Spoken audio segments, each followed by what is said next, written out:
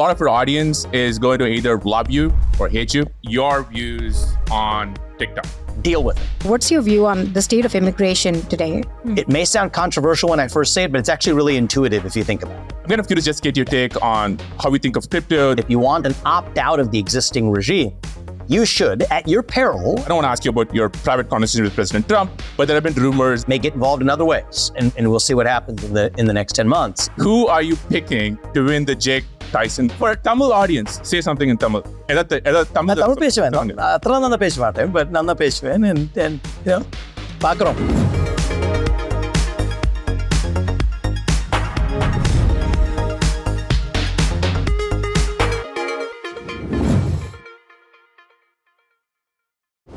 Ladies and gentlemen, we have a very, very special episode of the Aarthi and Sriram show here today. I often kind of use the phrase, this person needs an introduction, but I'm lying. But in this case, this person genuinely doesn't need any introduction. The one, the only, Vivek Ramaswamy. Vivek, thank you so much for coming on the show. Good to be on, guys. Yeah, welcome. That's, flattering lead in there, for better or worse.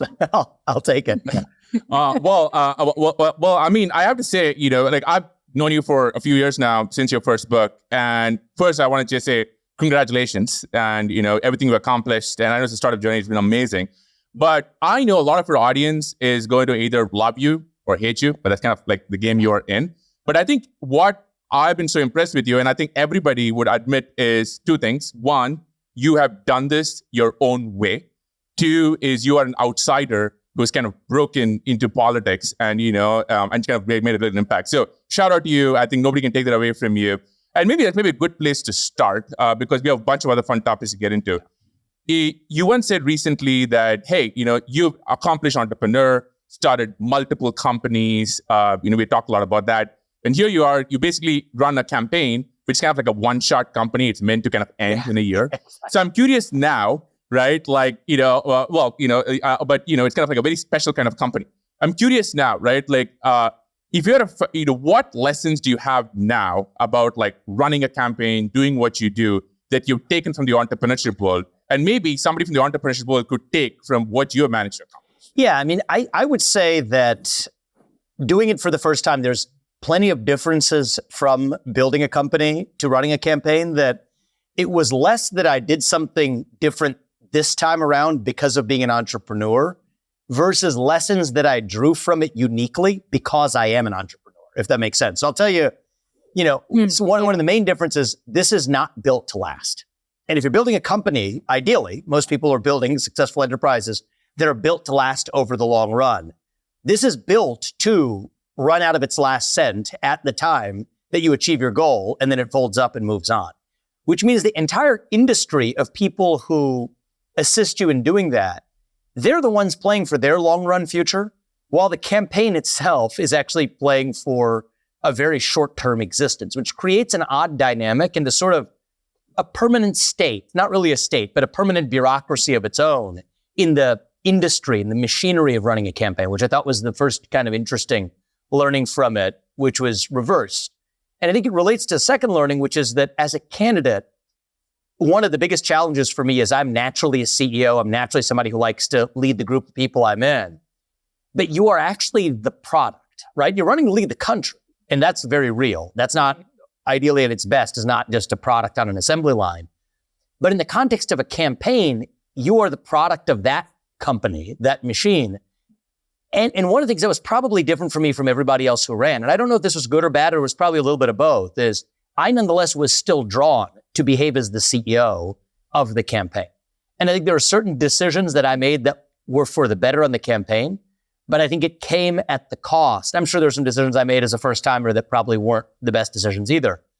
But I think the biggest cost of all is it did detract from my ability to be purely focused on being the product, on being, a policy and cultural and vision generating machine, which is the part of the process I enjoyed the most. And so that conflict was a little bit different than, the role of being a CEO, where the product is what you produce, but you're the person running the show. Here, a lot of my learnings, for better and for worse, came from some, I would say, mix of those two roles, which is what made it challenging, made it different, but also had a lot of learnings in store for next time as well, if there is next time. Well, I'm sure there's going to be many, many years and many more times. But, it's interesting. I remember a couple of years ago, I spoke to Andrew Yang and, very, very different, but you both are kind of outsiders in a way. And he said the first time he ran his campaign, it was almost an emotional journey because you're touring the country, getting to hear all these stories. And it is very different from getting the data, getting on this kind of being out there. And I'm curious, right? Like when you started to kind of go on the road and you kind of started to do this, was there any emotional epiphany, like something like some of us who haven't been on the road, regardless of our views, whether you agree with it or not, you're like, oh my God, I would never guess that unless you've been there, met the people. Was there a conversation or a moment that stands out for you? I mean, by the hundreds, I would say this was a daily experience. And it's part of what makes the process so emotionally enriching, but also emotionally exhausting, really. I mean, on a daily basis, by the hundreds, sometimes thousands of people per day. And I was a little bit different than the other candidates. Usually if there's like a large event in Iowa or what they call these cattle call events, where the cattle are the candidates, right? Every candidate will show up. They'll have a couple thousand people in the room. Many people come in, go on stage, leave.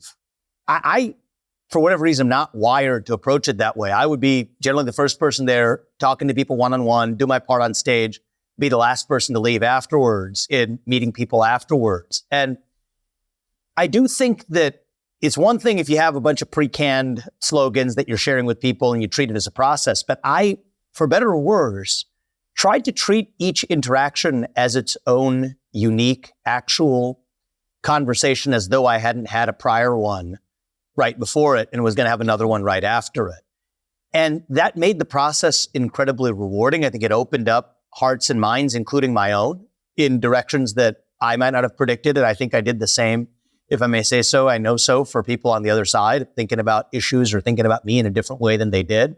But it was the most demanding thing I've done in my life. And I now, 2 months later, am still going through a kind of readjustment to life beyond that. Yeah. One of the policies I advanced on the campaign, and, say what you will about people who may agree with or disagree with a lot of my views, I hope that this is one that my strong hope is that people can agree with no matter where they are on the political spectrum. I'm the only candidate in either party that was talking about it, and I am convinced of its importance, is as part of our veterans policy, right, to take better care of our veterans in this country, almost a next to zero cost thing we can do, and I was a loud mouthpiece for this on the campaign, is providing paid 6-week decompression buffers, right? When somebody goes into active combat role and then comes back to civilian life, there's something like an 80% reduction in the rate of PTSD if you go through a decompression buffer in a third-party location with some basic steps they're able to take. And it's all the better of people's willingness to do it if that's a paid decompression buffer. I mean, think about the costs, think about just the well-being of our veterans downstream. So anyway, I was a vocal advocate for that in the campaign trail. I can go into that. But I bring that up now. I bring that up now in a different context, which is, for me, having gone through this campaign, and it's a totally different context, and it's not to equate it with the trauma of being a veteran who serves, but it's an analogy.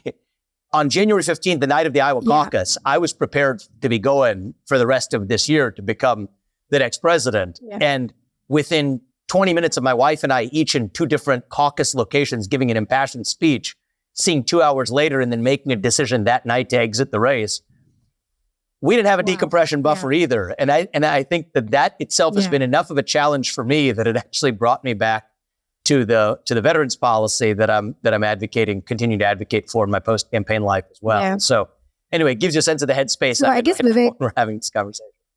Yeah, no, I get it. Well, I actually don't get it because I've never done what you're doing. It's hard, I think. You just talked about being on the road, on campaigns, making decisions pretty much at runtime. Of all the things, for somebody like me and Sriram, who's never done this before, we are very much on tech entrepreneurship. That's kind of been our journey. We've never done politics. What's been the hardest part so far of every single thing that you've had to do? Yeah, I mean, look, I think that there's a lot that's rewarding. I think there's a lot that is uplifting about it. But you're asking about the hardest thing. I think the hardest thing, and it's probably different for different people, but for me, it's one thing to have, and I think there's a lot of this, and I think it's good, earnest disagreement and earnest dialogue to be able to find our way as a country to the truth or what's right. And that's a beautiful thing. I think the toughest part of it is most of the debates that I had or disagreements that I had nothing to do with earnest disagreements with people who disagree with me. And there's enough room for an entire year to be productively filled with that. Mm-hmm. Yet of the total, you're talking about like less than 10% is actually devoted to that. And 90% is devoted to either responding to distortions of what your own views actually are. Look, I have some unconventional views on a lot of things, and some of them are controversial. I'd rather talk about the merits of what those differences are rather than responding to purposeful distortions of that. And I think a primary is particularly prone to that type of behavior. And I've realized why, because in a primary, you actually have a group of people who, unlike in a general election, mostly, not 100%, but mostly like broad strokes agree, which means the way they draw distinctions from one another is not through earnest debate, but is actually through misportrayals of what the other person actually believes. And so I haven't been in a general election, so I can't say for sure, but my suspicion is that that's especially concentrated in a primary. It definitely was in my case in the primary that I ran in. Yeah. And then that leaves the other category, which isn't earnest policy disagreements, but just raw ad hominem nonsense.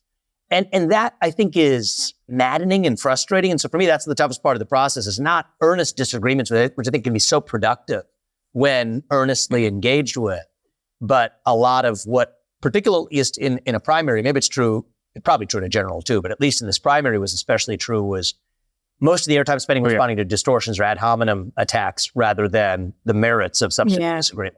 Yeah. For example, one of the things I respect about you is, like, I remember you and Sachs, for example, talking about your comments on SVB. Yeah. And, I love the discussion because it was two really smart people. And I kind of probably shared more David's view, having an honest disagreement. By the way, can I tell you there's one thing which you made me really mad and upset at you for? And this is the worst thing about you, which is all of my Indian family WhatsApp groups are now like, hey, you accomplished nothing. Look at this guy of Indian origin, right? Like, so I just hate you, man. I just got to put it out there. I'll take that one. Anyway. That's it. And look, even Sachs and I, we actually, that was the first time we met, was over that disagreement. We've actually become great friends, discovering that on first principles, we agree on a lot of other things. And even on that instance, I think what we discovered was the circumstance in which we met was after there had already been a government intervention of freezing the deposits out. So my view is, if the government's already intervened, then okay, fine, you can make a reasonable argument to finish the job. But my whole argument would have been the government should have never intervened and actually locked people's ability to remove deposits, because if they had, it would have been only 6 cents on the dollar haircut. I couldn't resist the temptation to close the loop on that. Okay. But anyway, suffice to say, that's a beautiful thing. I think having earnest, honest, thoughtful dialogue and discourse is great. We're missing that. That's unfortunately less than 10% of what actually happened, at least in my experience of having run a GOP primary. Yeah. Now, when we told people that you're coming on the show on X, everyone had a bunch of questions. This is maybe the top question, maybe the topic of the week, which is your views on TikTok. Sure. Now, this is actually something which is kind of close to my heart because, as you know, I spent the last 10 years in social media, kind of battle a lot of the forces of wokeness and have a lot of stories from the old management at Twitter, etc. But maybe just for the audience, could you maybe elaborate like why you are in the news on all things TikTok, and then kind of explain what your views are on basically the proposed legislation working its way through? So a couple things to say on this. One is, look, I think that this is one of those areas where nuanced dialogue actually pays off. And I think that there's a lot wrong with TikTok. Let me just start with that. I've actually been one of the most vocal voices in the last several years pointing out some of the addictive tendencies of algorithmically powered social media, TikTok included. I also see major issues, not minor issues, major issues with forced or backdoor data transfers from technology companies to the Chinese Communist Party, which is not limited to any one company. I mean, Airbnb, I've pointed this out, I think somewhat to their chagrin probably, but Wall Street Journal reporting, I wrote about in my book, Wokeness, as a condition for doing business in China, it would appear that they have been transferring US user data to have access to the CCP or vice versa in ways that I think are a deep problem.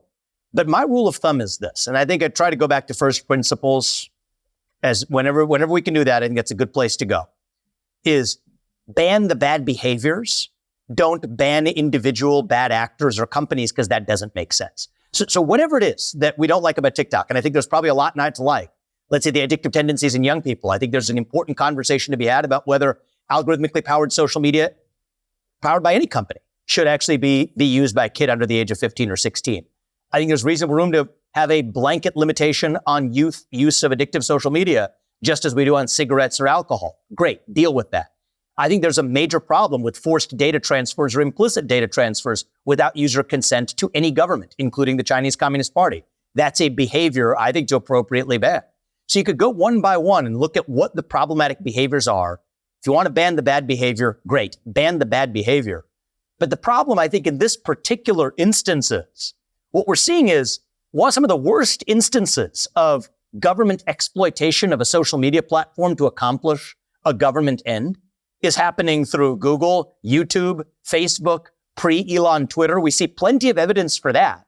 And yet what you now have is those very companies lobbying in Washington, D.C. to create a separate scapegoat who may have its own bad acts as well, but using that to deflect accountability for the issues they'd rather not be talking about. And so, yes, I tend to be a little bit contrary, and I try not to just pile on issues where everybody else is already piling on, because what's the point of that? But here where you have a slogan amongst Republicans and Democrats alike to say, okay, here's one bad company, ban that company. I start with first principles, ban whatever bad behavior it is that we have a societal consensus that we don't want to allow. Exploitation of children, exploitation of users or their data. Go after that, because the problem is twofold.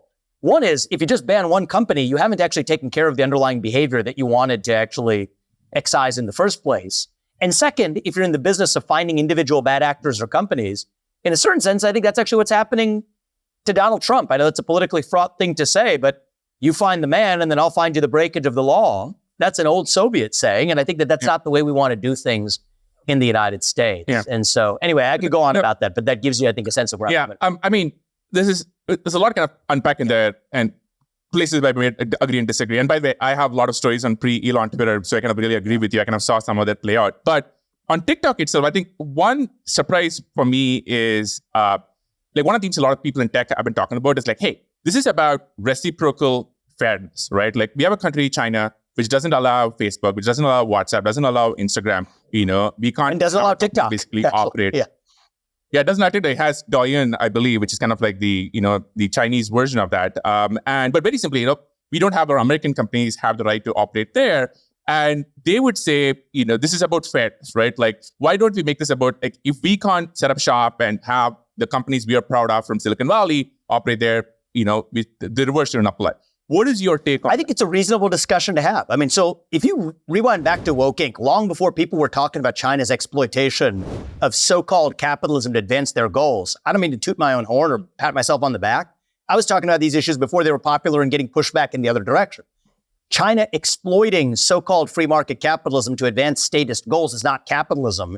It is a form of mercantilism and deserves to be called out as such. But my point is, let's apply the standards even handily. If you look at the App Store, I think at some point, 5 out of the top 15 are other Chinese apps as well. So I hate just following what the pack is doing and babbling whatever the slogan of the day is, because then there's 5 other apps just because they haven't been the ones actually put in the crosshairs because they're not threatening U.S. companies that are lobbying against a competitor. They're the ones that get left out. So I go back to the first principle. Pick the behavior it is that we think is harmful and eliminate that behavior even-handedly across the board, period. And I think that's the way we do things in the United States of America. And as a side note, I don't think it's going to withstand constitutional muster anyway. We have prohibitions on bills of attainder. You're generally not allowed to pass laws directed at individual actors anyway. That's the way the Constitution is supposed to work. So I don't see it as particularly productive to go through the whole cycle, have courts shoot it down, versus just sticking to our principles in the first place. Is there a lot wrong with TikTok and a lot of much else of modern social media? Absolutely there is. In fact, I've been one of the more vocal opponents of that for the last 3 to 4 years. Deal with it. Deal with it through the front door, not the product of what Facebook's lobbyists told you to do to be able to excise a competitor and direct public ire away from Facebook to a separate boogeyman when Facebook actually is a company that has, first of all, responded, Facebook, Google, YouTube, pre-Elon Twitter. These are the companies that have taken direct orders from the government to censor constitutionally protected speech that otherwise the government could not censor. These are the companies, read Wall Street Journal reporting over the weekend, that are backdoor selling private user data to government actors, government agencies in the US and abroad without private user consent. There's a major problem with that. These are the companies, along with TikTok too, providing addictive content that's having an adverse impact on the next generation of Americans and their not only their psychological well-being, but even the information they are or are not fed. Go after the actual problem. You want to talk about Chinese companies behaving non-reciprocally in the US? Yes, that's a major problem. But I don't believe in the idea of just picking one random scapegoat and virtue signaling and patting yourself on the back for it, parroting some slogan that's actually the product of lobbying. Go to the first principles and deal with the actual problem. If you go after one company, you're going to play whack-a-mole and you're not going to have actually gone after, I think it's at least as problematic that Airbnb is handing over US user data to the Chinese Communist Party as a condition for doing business in China. And I think that just because their owners are technically US owners doesn't change the desirability of that behavior. So that's what I think the way we do things. I think it's also going to be more likely to what withstands a court challenge. And so I stick to first principle, and that's where I've come out. Yeah. I'm not sure we're going to see eye to eye on this, but the thing we do see eye to eye on, I believe, is, and we met years ago, is on the wokeness in social media. And I have a personal story here. I was at Twitter, and I have this great story, which I'll get through very quickly, which is a few years ago, I was at Twitter, and one morning I woke up to see a very famous Hollywood actor going to lose his movie because there was some racially based claims against him, that he was not the right skin color to play a role. And every story quoted a bunch of tweets. I was like, what is up with these same tweets? Turns out there was a mistake in the trending algorithm, which had surfaced that this guy was not, black enough to play this role. He was actually an African-American actor, but he's not black enough. And so because of a bug, by the afternoon, he was going to lose his movie, right? And that kind of taught me so much about the power algorithms and kind of the implicit, maybe political views of some of these large companies. And you've been ahead of the curve. It's kind of how we first wound up meeting. I'm curious, now with Elon running X, right? And things where we should be, do you think X, Twitter, maybe social media abroad, has gotten less woke?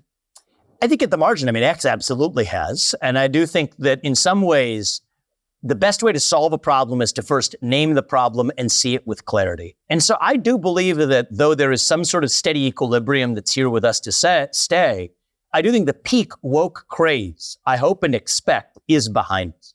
A lot of people who have seen through a charade that in the name of caring about Black lives have left Black lives in cities across this country worse off because of policies to so-called clear the jails or defund the police. You've seen people in cities across this country suffering from open border policies that, 4 years ago, you were taught the compassionate thing to do. You were xenophobic or racist if you didn't support that type of amnesty policy. Now sees that it was humane neither to the countless people who are being trafficked across the border nor to the people who are suffering here, from the inner city of Chicago to people in the Bronx and New York City who are suffering as a consequence of those policies. And so I'm one of these people where everyone's wired a little bit differently, but I don't like to just pound on an issue because I got addicted to that issue. To the contrary, at the time I wrote Woke Inc., the main pushback of the publisher was that nobody's going to have heard of the word woke. And so nobody's going to have understood this. And that was true at the time. And that's when I felt a particular need as a guy who was a biotech CEO that had a lot of this land on my own doorstep in the wake of George Floyd's death, seeing other tech and biotech CEOs reciting some catechism about Black Lives Matter, a movement that I refuse to support either on the merits or on the principle of what a company should or shouldn't be doing. Yes, I stepped that up and made that my main cause that I pushed back against for several years. Is there more work to be done there? Absolutely. But do I think that others have that covered? I think largely it is my bet. Yes. And so that's why I've kind of moved my focus to sort of other areas that are a little bit more at the, I would say, maybe avant-garde in terms of pushing back against areas. I love it. And by the way, I have to say, when we first met, I was like, Vivek, you're rich. Why do you get this? And, you were like, you're so committed. No, I want to switch gears a little bit. What's the point of being rich? I want to talk about your mind openly. That's actually... There we go. It's actually really What's the point of fuck you money if you can't say fuck you? It's basically the question. And many people, you and I both know, and in corridors we both run in, I think a few years ago had a lot of trouble. The things that they would tell me privately cheering on what I was saying, and these are people who are wealthier than I am, feel far less free to speak their mind. To me, this isn't a country that should force you to choose between making extraordinarily wealth for yourself or keeping your job and putting food on the dinner table for some versus speaking your mind freely. This is a country where you get to do both those things at once. And I can't just preach that without practicing it, which is what I've tried to do. I think you have. Okay, I want to switch gears just a little bit. I want to talk about crypto. Sure. And I'm curious on two things. One is your views on crypto as a technology, how it applies to the United States and maybe the world. Second is, and I don't want to ask you about your private conversation with President Trump, but there have been rumors that you have been instrumental in maybe shifting his mind one way or another on crypto. So I'm kind of curious just to get your take on how we think of crypto, the industry, paths forward, all of it. Yeah, look, I think broadly speaking, I am pro-freedom. And I believe pro-freedom includes the opportunity for maximal choice, and especially to have good checks on government regulatory apparatuses, to have alternative models that hopefully the existing model can even learn from. And that's what I view a lot of crypto is offering, a lot of Bitcoin is offering. There's a separate conversation about Bitcoin versus the rest of crypto, and we can go into those distinctions. But for the purpose of this policy conversation, I'm not going to parse that. Broadly, embrace a pro-freedom attitude to say that if you want an opt-out of the existing regime, you should, at your peril and at your knowing risk, be able to opt out of that regime, eyes wide open, right? The same rules of fraud apply. You can't tell somebody that you're giving them one thing when, in fact, you give them another. That applies whether or not it's a digital asset or a non-digital asset. But we don't need a separate cumbersome regime to define what we do or don't do as in the name of consumer protection in the sphere of digital assets, if in turn, we actually have a regime that says we're going to treat the people who participate in a certain marketplace as fully informed actors. And if knowing a particular risk, they want to take that risk, that's a form of competition that we should embrace. And so, it's been no secret in the campaign. I'm not one for labels, but I am, pretty strongly libertarian leaning. I always have been. The first election that I ever voted in, I voted for the libertarian candidate, not the Republican or the Democrat. And, I've had policies, albeit running in a Republican primary, that for the most part, people would call probably pretty libertarian leaning. I consider myself to be a libertarian nationalist in a good way in America, proud of our national identity. Yeah. And, I'm not going to go into the specifics of my, individual conversations with President Trump, but suffice to say, I've been advocating for the same principles after the campaign as I was during the campaign. And, I think there are some publicly available examples where even President Trump from the stage in various of his remarks has pointed to some of the conversations that we have had in adopting his positions. Yeah, I think one of the things is just kind of, for me, Aarthi and I, we grew up in India. We kind of lived the American dream. We came here, we kind of climbed up the ranks. We became citizens a few years ago. And, and for us, we love seeing entrepreneurship and founders building things in the US. And I think one of the risks is crypto brings us so much entrepreneurial energy, so much innovation, right? Like so many people just building amazing, cool things. And I want to see that happening in the US and countries we're aligned with, rather than just kind of move elsewhere, which I think is a real risk. So it's kind of great to kind of hear you say that. And I think you're right. At the end of the day, it is about freedom. Crypto is about like, hey, let's not have few big tech companies run the show. It's about how give the little guy, a right to have a voice and change the algorithm or how things are run. And that is so great to hear you say that. I think Thomas Jefferson, let me just say, would be an advocate for financial freedom, including in the form of cryptocurrency and Bitcoin freedom today as well. And he was the guy who signed the Declaration of Independence. So I don't think it's a bad litmus test to ask ourselves is what would a guy like Thomas Jefferson say if he were alive today, despite the fact that he was a slaveholder, as we will be endlessly reminded. People are imperfect. But a guy who signed the Declaration of Independence, was a true intellectual, one of the few true intellectuals we've actually had in the role of the U.S. presidency, which is something that I think, I certainly think we benefit from as a country. Is a perspective I often go back to. Is just not because even I would agree with 100% of it, but I probably agree with 99% of it. What would Thomas Jefferson say if he were alive today? I think is a question I often ask when I'm wading through a tough policy. I love it. I'm going to title this video, Thomas Jefferson would have been, into crypto. That would make this go viral. Which I think you would have. Maybe be a good segue to, you have done the campaign, everything you have done very differently. And a lot of it through online, right? Like I am stunned by your stamina to do these things, like to do these podcasts. And I don't know, you're slowing down of your campaign, but it's just crazy. So, a lot of our audience is content creators, right? Like the Mr. Beast of the world and the Jake Pauls and Logan Pauls of the world, some of whom I know Talk to us about that strategy. I know it is organic, but walk us through a week in Vivek, in terms of how we do podcasts, videos, what has worked, what hasn't worked, and how you think about that. Where I started, I don't know if this is the right advice or not for myself or anybody else, but where I started was basically a talk to everybody strategy in the start of the campaign, agree or not, and generally even large or small audience or not. I mean, I was nobody when to most of the political world when I started. So I said, hey, I'll talk to everybody. Any request that comes in, as long as we can slot it in on the calendar, I'll take it. And then we started to maybe get more selective by audience size, but not by ideology.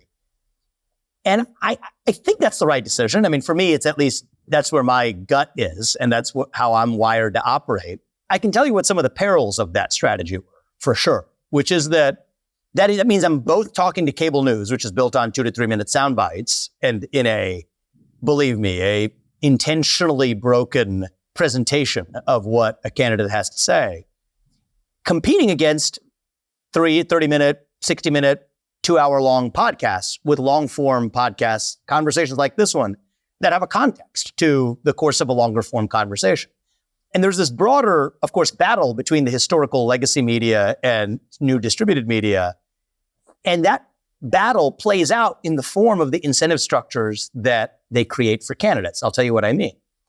So if you go on a long-form podcast and you're having, let's say, a 2-hour discussion, but then you're on CNN or cable news or whatever, they have the ability to airlift something you said in the context of a 2-hour conversation, purposefully distort it, not just for damaging the candidate, but which then creates an incentive structure that disincentivizes candidates to have those unstructured long-form conversations because they're punished. Oh, yeah. Right? So if you punish the actor for a particular behavior, the actor is less likely to engage in that continued behavior.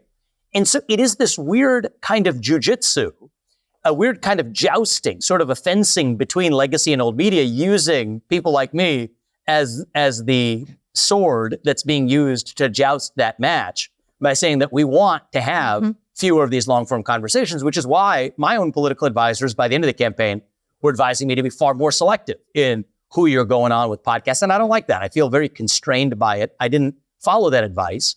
You could probably look at some further examples that played out that would suggest that maybe I would have been more successful if I had followed that advice. But to me, in the long run, the philosophy I've operated according to, and I'm planning to stick to it, is speak your mind, speak it in an unfiltered way. 99% of the time, if you hear an argument of the opposite side, you're going to emerge with a stronger conviction in your own. And 1% of the time, you're actually going to change your mind, as I have on a few things. And I think that and then you're going to have the people who will say, oh, well, flip-flop or gotcha. Well, on 1% of issues, I probably did change my mind. On the other 99%, I emerged with a stronger conviction because I heard the other side. And I think that's the best we can ask for of our leaders. And whether or not that's a successful strategy for U.S. electoral politics, I don't know if a guy who didn't win is no, I love the it. best person. No, I think I love it. Yeah. It gives you a path for outsiders to get in, which I think is amazing. Aarthi. I also think, I think the thing I like the most about just how you've run your campaign, one is you go direct, you just go to the source, you just talk to the people, like you said, and just cut out all the middlemen. In tech, like that's now becoming much more fashionable, like not having like layers of middlemen on comms. But the other thing is also, I think, being able to be prolific. Like you just do so much. There is the content and the output that you put out there. I have no idea how you do it, but I'm such a big fan of just the quantity of just, podcasts and other stuff that you've been able to do. Vivek, one question I had, this is, a lot of our followers, and we tweeted saying, what should we ask? And this came up a lot. How would you think about, or what's your view on the state of immigration today, especially contrasting, high-skilled immigration, specifically, say, tech? Sriram and I kind of came through that channel, contrasting that with, border crisis and all things, around that area. So it's broken at every level. That's how I would characterize it. And I think that we have to rebuild some trust in this country before we fix legal immigration, though we need to. So how do we first do that? Right. Seal the border. Seal the border, seal the border, period. We will have had over 10 million people who entered this country illegally during Biden's tenure. And I'm talking about going the distance here. Yeah. Use the military on the southern border, as in literally finish the wall, but areas where you can't have the wall, you'd have the military deployed, not just human beings, but drones and other technology to seriously undertake the endeavor of actually closing off that southern border. End federal aid to Central America of any kind, foreign aid, at least until they've closed the Darien Gap, the part of the jungle through Central America, et cetera, that countless migrants now cross through that didn't used to be crossed before. End federal funding for sanctuary cities, eliminate the incentives to be here illegally. And I would go so far as to end birthright citizenship for the kids of illegals. This is a fraught topic, but I can go constitutionally deep if you're interested. But basically, the 14th Amendment says all persons born or naturalized in the United States and subject to the jurisdiction thereof are citizens. Well, you're not subject to the jurisdiction thereof if you entered this country illegally. And so therefore, your kids, if you enter this country illegally, shouldn't enjoy citizenship. So there, I think we really deal with the root cause of the broken immigration system, dealing with an issue that's not even really immigration. it's large-scale law-breaking migration into the country. Once that's dealt with, we then have the ability to fix legal immigration. And I think the North Star of that, we'll start again, first principles, right? I'm a first principles guy, start with the principle, and then it's just a question of application. The first principle here, it may sound controversial when I first say it, but it's actually really intuitive if you think about it. The sole objective of U.S. immigration policy should be to advance the interests of the U.S. citizens who are already here. Now, I think if you say it that way, first of all, just take a second for that to sink in, then I think we actually have broad consensus, right? If you think about the purpose of immigration policy is to help somebody else or whatever, then you have a lot of conflict where people in this country rightly ask, well, what the heck about me? If you're taking care of people from foreign countries sooner than taking care of people here, that is a part of what's happening. Put all that behind us and say, no. The sole purpose of immigration policy at all is to help Americans who are already here. Against that backdrop, what immigration policy makes sense? Great. Now it becomes easy to implement. Where do we have labor gap? Where do we have skills gaps? Where do we have people who can add to the productivity of the United States? People who bring a civic love of this country combined with skills and a work ethic and perhaps money and investment to be able to make that happen. That, I think, sets us up for a far more rational path forward. And I have detailed views here on how to do it, but that'd be the order I would go. End illegal mass migration, restore the rule of law, North Star principle, what immigration policies best advance the interests of Americans who are already here, and then we can debureaucratize what is a badly broken system. And I'll say this too, is if there's one issue I'm passionate about really taking on and delivering some wins on, this is both as a presidential candidate, but also not as a presidential candidate, but somebody who may get involved in other ways. And we'll see what happens in the next 10 months is, I think that's an issue that is solvable. As the kid of legal immigrants to this country, I have a passion for solving both ending the illegal mass migration and fixing legal immigration. And I do think that that's something that not only can we achieve, but will be a great service to this country. Yeah, I think you're going to find a lot of people agree on a few things. One is, just how much America has benefited from getting really skilled, brilliant PhDs, engineers, artists, whatever the case may be, come here and contribute. We have some of the greatest companies in our country, founded by people of either first generation or second generation immigrant origin. And that, I think, the growth of the economy and the opportunity created, I think that is profound. Okay, we have a couple of minutes left. And Vivek, this is going to be the hardest question of the hour. And I'm going to give you two choices and you have to give me an opinion, okay? And this clip is going to go viral. Okay, are you prepared? I'm ready. Yeah, I'm interested. All right. We just saw an announcement of Jake Paul versus Mike Tyson. I know Jake's your boy, right? But who are you picking? And you got to give me an answer. Who are you picking to win the Jake Tyson fight? I think Jake is going to win, and I think it's a question of age. Really comes down to age. And I respect Mike Tyson for taking the fight. And so, mad respect to the guy for accepting. I think Jake's going to take the cake. Oh my goodness. Ladies and gentlemen, there you have it. Vivek has gone all in for Jake. The future VP, calling it right here, maybe. I don't. But this clip is going to go viral. Vivek, I just want to say, look, a lot of people, I've gotten to know you a little bit before and through this process, and a lot of people may not know you. I just love that you added your voice to conversation. You're an outsider trying to do things your own way. And regardless of what happens, I just kind of hope you kind of continue, being a part of this, amazing political journey, because I think it's awesome. So thank you so much for coming. This is an easier interview than I expected, because I thought we were going to do the whole thing in Tamil, but this is for me too. Oh, okay, hold on. Okay. You got it for a Tamil audience. I know you're a little bit of Palakkad Tamil, right? Say something in Tamil. Tamil பேசுவேன். அத்தனை நல்லா பேச மாட்டேன், but நல்லா பேசுவேன், and பார்க்கிறோம். Nicely done. Vivek, this is a pleasure. This is a blast. You might have Mike Tyson want to, punch you, but, I think you can handle that. But as long as he doesn't bite my ear off, I'm good. Yeah. Thank you so much. Take it easy, guys. Awesome. Thank you, Vivek.